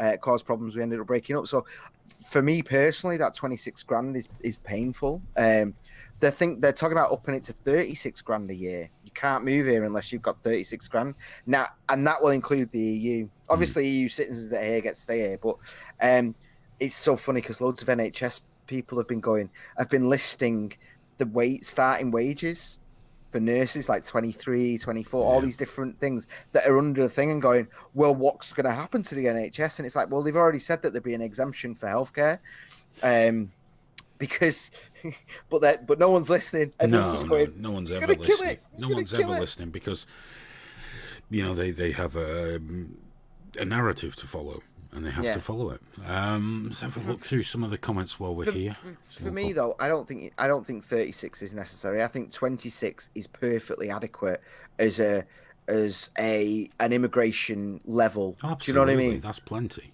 That's fine. If someone's on 26 grand a year, then they can support a wife because that's the issue, isn't it? It's family members coming. If you want to bring your wife here, if you're getting 26 grand a year, then you're putting into the system. You're paying into it. Who gives a fuck? Because in order to prove that, you can't just you won't be getting 26 grand under the table. That's 26 grand that you've got to prove to the government. Yeah. Which means that it's taxed. It's there. It's part of it. You pay it in. Fucking go for it. I don't care. Good. Bring them in. Bring your wife. Bring your family. Let's do this. Fixed. I don't mind. I don't see the point of upping it. But yeah, you were going to check the chat. I'm just looking through a few things. A couple of things addressed to me. Happy Dog says, about time H, you've finally become a civilized vapor. Squonking is always a win. I'm inclined to agree with you, at least part of the time. I still have my other here just in case. I didn't even know what it was. Did I? No. What the fuck are you talking about? Squonk. It is a very strange word. Because when I saw my family, this sort of generic, I mean, this isn't a bad vape. It's a good little sub-on one, but like I seem to them the way you seem to me talking about all this in depth. I'm just like, why the fuck did you keep pulling your shit apart and dripping it and messing and making your own coils? What the fuck are you on about? I can't even do that at the minute. I see, because they were like, well, because I was telling them about smoking and they were like, well, this is much safer. And he was like, is it? I was like, well, yeah. And they were like, well, you're not putting nicotine in there. And he was like, you're damn fucking right. I am. The whole point. Just, I was like, my birthday, my wife bought me the this new RDA, Asgard Mini, which is, it's good. Oh, it's achingly good. And I bought myself this mod, which is, hang on, Lost Vape Drone 250C, no less, with a DNA board. There you go, you see? It means you connect it to your computer and do fancy things that I'm never going to do with this mod. So, someone said, let's have a look here. Steve wants to know about you. Yeah. This one is fucked. So I'm going in for an operation next month, hopefully, that will fix it. This one's all kinds of just janked up. Next month? This one's just starting. So I've got plenty of time before that one goes to bits, which is good because my left hand is for guitar playing. And I don't like the idea of not being able to feel that one properly. But hopefully, sometime in September, they're going to take me and cut me open and do things. And all things being well, within a couple of weeks, I should be able to have a fully functioning right hand again that doesn't do odd shit and just drop shit and things. So, yeah, that's where I'm up to with that. Thank you for asking, though. Graham's really looking forward to me getting the operation and possibly something going wrong, as we previously discussed. He wants me to get a hook. Really? A polished up one. Lovely one. Oh, no, just a great big dirty rusty. Like I've told you, I want them like Candyman. I want that sort of shit. Yeah, Happy Dog keyboard cushions. I do have all those things, but it's just one of those things. It's not. I was asking the specialist, is it related to the mouse usage? Is it the guitar playing for years? It's a combination of all kinds of things, and it's just how it is. There's nothing I can put on it. There's nothing I can do about it because the problem's inside, and it's just bad. But hopefully the operation will be done before there's permanent damage, and then we'll rock. We'll be good. You're getting old, baby. You're I getting am. old. I'm old and broken. I just out of nowhere I discovered I had all kinds of fucking problems. Diabetes. Where did that fucker getting rid of that cunt? That's going. Don't like that. I have got the blood pressure down and my heart rate down though. I've managed that, so that's good. I'm not quite ready yet, Graham. I might see 50. I might see 50. Could be another couple of years in me yet. Fantastic. You imagine if you don't, how sad these broadcasts will become with me. I do it every night apart from a Thursday because I just can't face that. Yeah, that was Hayden's night. That was Hayden's night. Actually, yeah. The thing is, you haven't got any of my logins for any of the trigger warning stuff. I'll have to make sure they're all kept in a safe place for you. Yeah, that's a good point. Actually. Hand them over. I'm not giving you now because you lose them every 5 minutes. You and passwords. It's a fucking terrible combination. You're a bugger for it. What? Yeah. Do you remember? Was it the Patreon? No, Podomatic. Every 5 minutes. Have you got the password for that? Have you got the password for that? Have you got the password for that? Yeah, because you hadn't given it me the first time. I just needed it one time. Oh, you fibber. No, oh, don't you be rewriting history. You terrible fibber. Oh, you See, lie, this is Graham me Booth. saying, I need it. You lie, Boo. See? They know you lie. One last thing I'd love to talk about. Apparently, what we need here in the UK is an all-female Brexit cabinet. Green Party grandee Caroline Lucas has called for an all-female cabinet to break the Brexit deadlock. I didn't know we had a Brexit deadlock, but apparently we do. She wrote for The Guardian. Surprise, surprise. She's the MP for Brighton Pavilion. Yes. We need an emergency cabinet. Not to fight a Brexit war, but to work for reconciliation. And I believe this should be a cabinet of women. Yeah, she specifically said women, didn't she? Just women. She believes the proposed cabinet would topple Boris Johnson through a no-confidence vote and establish a temporary cross-party government in order to offer a second referendum on Brexit. Explains Lucas, who adds that she has reached out to 10 women colleagues from across the political spectrum at Westminster and Holyrood. Apparently, women are much better than reconciliation, much better at politics, less confrontational and more effective, just like Theresa May. Now, here's the thing. Apparently, we wouldn't have had Brexit if women were in control or had their say. Oh, right. The only thing I can answer that, if only women had been allowed to vote in the referendum, eh, Graham? I know. Stayed a block. I mean, poor. Just over half, 51% of women voted to remain. 49% voted to leave. They're the wrong women, though, Hayden. The wrong women. The wrong women. So apparently, just women. That's what we need. Because the two female prime ministers we've had have been fucking darlings. I know. I love that May has been so bad that she's actually made me think better of Thatcher.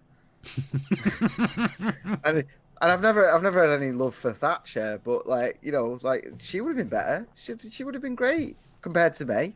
100%. There's an interesting thing about Caroline Lucas, though, and here's the thing: I don't agree with her stance on the second referendum, but I do usually really like the way she goes about things. I think she's got a good way about her. She tries to talk. She makes an effort to hear people she doesn't agree with and which she kind of has to do because she's the one Green MP. So it's not she's kind of used to having to. Shame she's so sexist, though, isn't it? But then she got dragged through the coals for this sexist nonsense. But I'm really disappointed in her playing the politics, the identity politics game.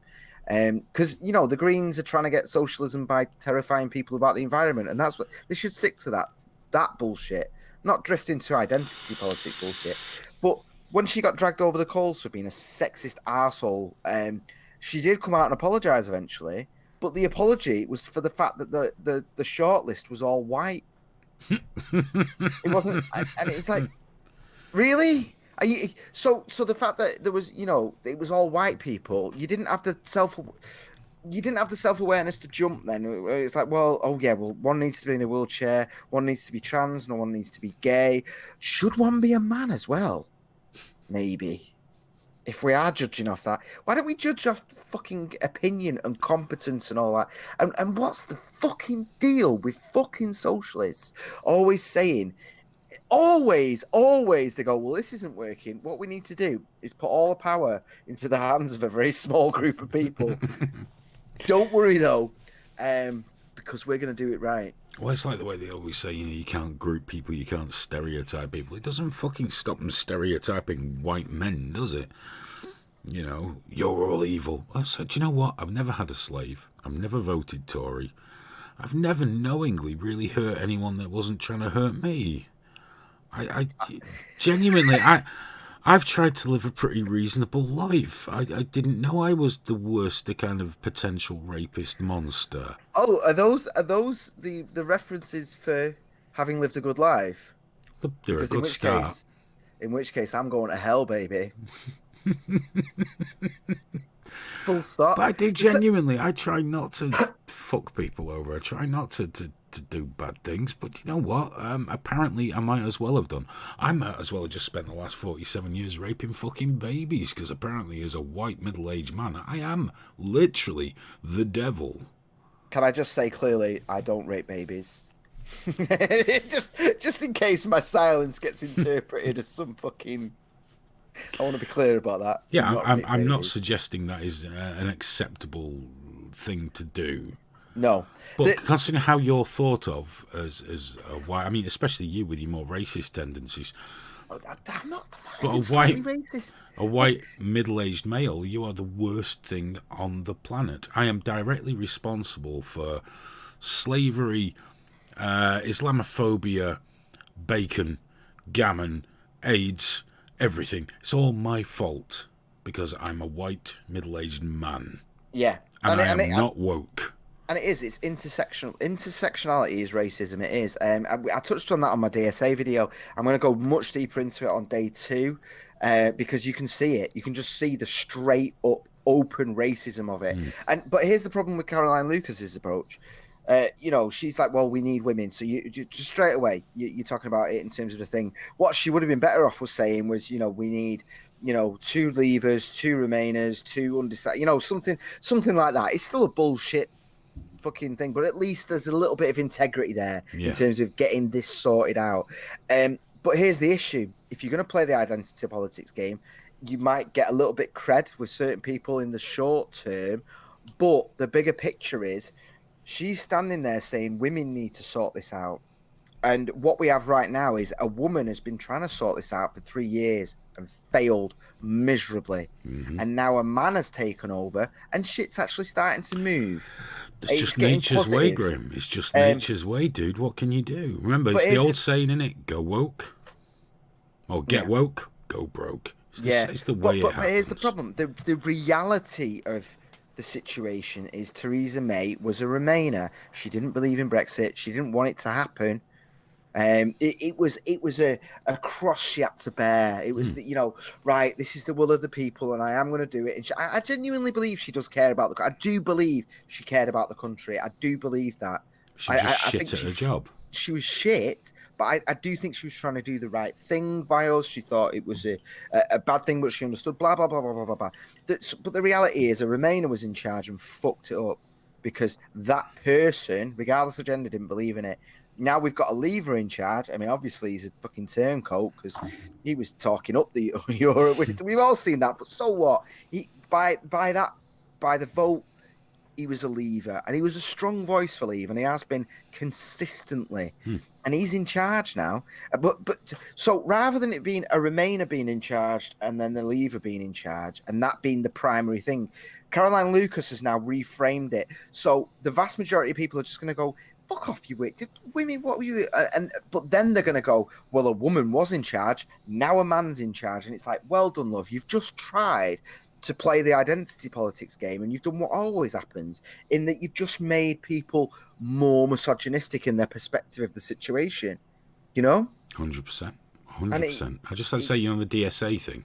Yeah. my favourite part of that, out of all the many, many ridiculous fucking things, was when she said that there is a stream of this convention without sound available upstairs. I'm imagining, for those who can lip read, I just love the idea that you're so sensitive. You've gone all the way to a convention to hear people speak, and go, do you know what? I can't deal with people speaking right now. I'm going to have to. Do you have any way I can just look at their faces? Yeah, it really got me that, and that was one of the many things. Like when I saw the clips, because a lot of people shared highlights, and sure they've got a lot of virility with it and stuff. But that one clip that I saw that was the hour highlights day one, that had like 300 odd views. No one's watching, no one cares, and I actually do listen to shite like that all day long. So I put it on and I was like, there's so much amazing stuff here, including that. And it's not just the fact that there's a room with a silent feed. They keep mentioning it. Like they're really proud of it. Like it's this breakthrough that they've got. Like, well, we've got, because they specifically had a room with nothing and then a room with a silent feed. There was two separate areas. If someone needs a room with nothing at a convention, far be it from me to discriminate against these delicate, sensitive individuals. Yeah. Why don't they fucking stay at home? Yeah. Or just go back to your room. Yeah. You're in a hotel. Go back to you know what? I need a bit of space, but not my bed. I just don't want to see my bed right now. I know when I've been at big shows. I mean, I'm obviously not quite the same as some of these people, but let's say when I used to do all the guitar shows, if I was feeling fragile because it had been an exciting night the night before, it does happen. I would take myself away from the stand for a while, and there was always a cupboard at the back where they stored all the gig bags and things. And I would have a little nest and just have my little bit of quiet time for Hayden. Yeah. What I didn't do was go to the organisers going, excuse me, I think you'll find that we need a safe space where I don't hear or see anything that will upset me. And could I have a live video stream of the music show, but with no music, please? The music interferes with my psi waves and destroys my chi. And I get very stressed. And I go, no clapping, no smiling, no pointing, no staring, no speaking, no touching, no, just everybody stay away. Would everybody please wear these white gloves? Yeah. Everybody always, I don't want germs, and a mask, and a face mask. In fact, could everybody just be in fact, could everyone go? Could everyone just go and vacate the premises and just leave me on my own in the show so I can enjoy the show where nothing happens, please? Thank you. And then people are going, maybe we should, yeah, it would be more inclusive to do what these people want. No, it wouldn't. In any reasonable society, say, sorry, mate, you're a fucking head case. Yeah. Get out. Get out. Go home. Well, that's the thing, though. They're complete hypocrites, and they're wildly inconsistent. And some of them must know this, because they're talking about making the space available and everything. And I'm just thinking, like, well, what about for the people who the room is too bright for, or it's not bright enough? What are you going to do? What are you going to do? Sunglasses. It's too bright. It's not. You can't just. You'll end up with the lights undulating in and out. What about the people who the microphone, the amplifier is too loud for them, or there's some people where it's too quiet? You just can't fucking win with them. But what they do is they just randomly decide, and there's that the weird one with the waving. They've just decided at some point that clapping is just over the line, and it's about control, really. It's about that's absolutely all it is. It's nothing else. Nobody's triggered by clapping. If they are, they can't go out of the house. They shouldn't be out of an institution.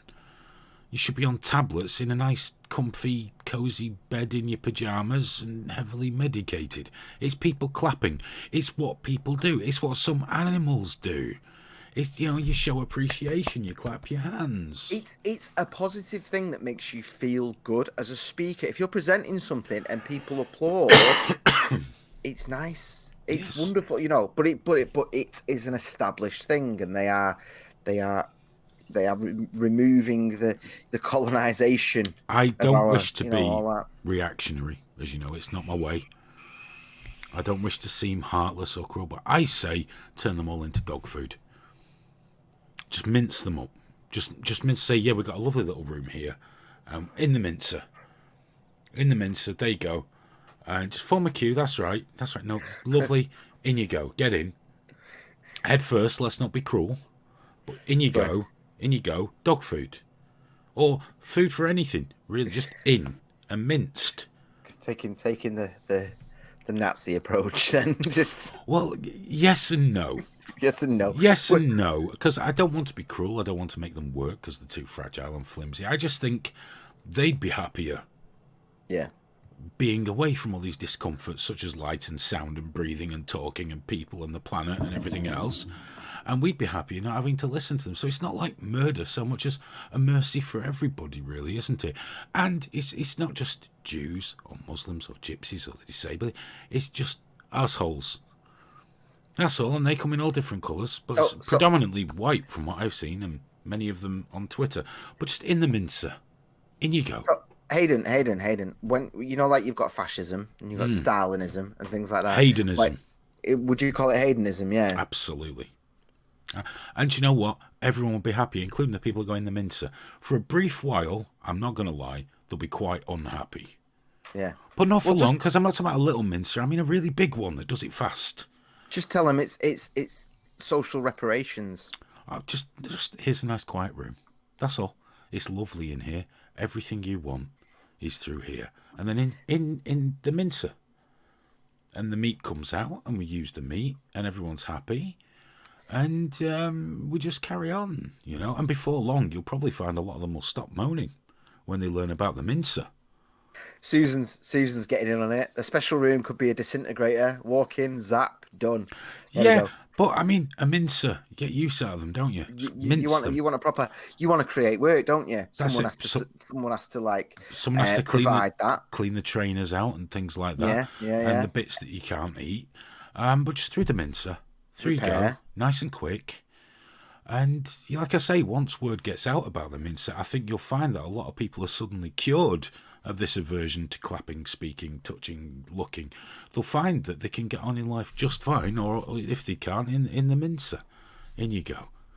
And you know what you're doing as well. They say that having kids is one of the worst things you can do for the environment, which is kind of which I'm always a bit uncomfortable with, because it's like, yeah, but we've also got to carry the species on. We can't just all stop, So there's it's a catch-22. But you're doing massive things for the environment with these forgiveness rooms in the mincer. Yeah, because their carbon footprint goes to zero. Absolutely. People that say you shouldn't have children, it's bad for the environment. Okay, let's go and talk about it in this little room, in the mincer. There you go. There we go. Problem solved. Argument finished. Discussion over. It's all good. And like I say, when people learn that for that you go in the mincer, people stop saying it. It's a way of improving society. Granted, at the beginning, there's some screaming, unpleasantness, bloodshed and things like that. But it all works out when people learn that if you don't just stop being a prick, you go in the mincer. This is why you should all vote for me. And it'll be I'll be the last leader you'll ever vote for. I love around midnight. Your talk always gets to your death lists, doesn't it? You're gonna always around midnight. It's like, oh, here he comes. My throne of gold and scores. Good night, Natalie. Sleep tight. Yeah, I just said it then just in case, but she's probably already gone. She's not going in the mincer. No, good, but none of our people are going in the mincer. No triggerists. Not at all. Unless you say something I don't like, then in the mincer, through you go. There you are. Just in you go. Oh, I'd be in the mincer instantly. Oh no! Give me a week. No, I wouldn't mince you. Won't you? Pigs. Feed you to pigs. Feed you to pigs. Yeah. Watch from a little balcony. Oh yeah, no, big balcony. Big balcony. You're eating your honey roast nuts. Just I don't know. Oh no, just pork scratching. Yeah, crackling. Just being fed pork scratchings. He is struggling, isn't he? No, fine. I'm glad. There you go, Graham. Right. There you go, Graham. In with the pigs. There you go. I wonder, like, shh. It'll be all right. Like one-on-one, like an angry pig. I wonder what your chances are of fight. Wait. No, you get killed. You'd get killed. Have you seen the size of an average pig? They're massive. They'd kill you. Would I beat a pig in a fight? Do you want me to tell you the short answer? What? Go on. No. Do you remember the guy in Scotland that kept pigs? You've got to be watched if you keep pigs, because if you accidentally just fall in, they will eat you. Yeah, and I get the they part, but I'm talking one-on-one here. Graham, they outweigh you by about 3 times. Yeah, but you could just blind them, and I don't know. They don't have the dexterity that a human does. I'm They don't need wondering now. dexterity. They hit you like a fucking missile. Yeah. And they bite your stomach open and see- nuzzle in to pull your spine out through your fucking eyes. No, you don't on that. I got chased by a few in the jungle, man, and there wasn't even the slightest thought of standing up to him. It was like run to a big rock as soon as possible. There's nothing coming up, man. It's all like who would win, a goat or a pig, and all. No, a human and a pig. Hey, when you've got your rooms, could we borrow a couple and find out? Yeah. A couple of the big ones. JW Suicide said, I've had neurological problems, which meant I couldn't endure noise, but I would take along earplugs that will reduce things as I needed. I would never ask others to accommodate me. That's why you wouldn't be going in the mincer. No, but that's exactly the point that I was trying to get at with the debates and the conference and all that. Like you as an individual live with whatever it is every day. Like me, I've got a tiny bladder. I always need to go to the toilet quickly. So you know what I do? I always sit on the aisle if I can, so that I'm not going, excuse me, so I can just piss off to the loo quite quickly. That's something I do. Now, I don't want to make a big fucking song and dance about it and have some big thing and have people get... No, that's just something I go to the toilet a lot, so I deal with it. It's not a disability. I wouldn't even begin to describe it as that. But the point is, it's like you personally know these things. You've got an issue with your ears, you use it. Fucking yeah, of course you do. If he sat there screaming and moaning at everyone else about it, and it's because they weren't just somehow aware of his individual specific issues beforehand and tailored it around it. No, fuck off. Just like to say that Aruz says, maybe he's watching on playback or whatever it is, like recording, but mandatory vaccines cause autoimmune disease at trigger warning. So there's a sweeping statement from a well-educated scientist. Thank you very much. Most appreciated. Right, dude, it's 1 hour 54 minutes. Fuck off, Happy Dog. Have we got the chat coming up? Can everyone watching this after the event see the shit he's giving me? He said that, well, I'll just read it anyway, but Graham's tiny bladder is perfectly matched to his tiny package. I've got very wide tubes as well, Nothing takes a long time to leave me. Guys, thank you on that note.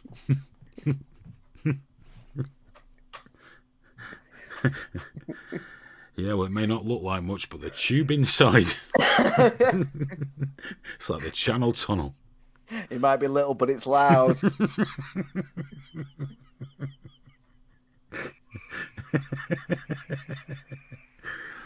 Oh, right. Okay, guys, thank you so much for listening or watching, whether you're listening to a podcast or if you joined us on YouTube or you're watching on replay. Your time is valuable. Well, some of your time is valuable. Not all of you, obviously. Some of you guys, your time's not worth shit. But many of you, your time is very valuable. And we appreciate you spending it with us a lot more than you think. If you'd like to support the Trigger Warning Project, you can become a patron at patreon.com/triggerwarningtv. Anything from $1 a month, it all gets spent on the Trigger Warning Project. We got the shows, we got the website, we got all the other stuff we're working on. If you just $1, Hayden. It starts from $1. That is a phenomenal value. It is for what you get, isn't it? It is for what you Astonishing. get. We're too good. We're too good to these people. When you think of the amount of world's problems we solve week in, week out, we're too good. But if you can't donate or you just don't want to, that's fine. Just share the links out. Just share the links and get them out there. Help us grow Trigger Warning. Go and sign up at the website. Take part in it. It's got its own social media stuff. It's got forums. There's no tracking stuff. There's none of that. We don't want your personal information. Just get the word out there. If you don't even want to do that, if you can't even be bothered doing that, that's fine too. Just come back and watch the shows and hang out with us. That'll do. We do this every Tuesday evening live at 10:30 p.m. On Thursday we have the big show at 10 p.m. And on Sunday we are TW Sunday with Graham around, well, it's usually 12, but sometimes 1 p.m, isn't it? Yeah, it's been drifting to 1 p.m, but I think what I might do is keep telling the missus it's on at noon, because she doesn't watch. And then do it at 1. and do it at 1 anyway. So I might move it to 1. We'll update the website and everything. But But if you follow us on social, it's all on there. On Telegram, it's all on there. Sometimes. Yeah, it's a bit easier as well because we've got a couple of people in Texas getting up at 5 in the morning just so they're drunk enough to watch. And I'm thinking, well, we can give them an extra hour in bed on a Sunday. It'll be nice Very like that, good of you. That's very good of you. But yeah, that's when we're on. Do check it out. We put clips out when we can. We will be doing more. Graham's going to be doing practically a daily show come September. I'm making no such bold promises, but I will try and do more myself. So tough. But do come hang out with us. Join us live. You be in the chat. We can talk to you. It's fantastic. But until Thursday, well, it might not be whenever you're listening to this. It gets very hard with the time travel thing, Graham. But until next time. May your lives be smooth and may there be no grit in your Vaseline. Take care, guys, and night. All right, guys. I reckon I could take a pig 1-on-1.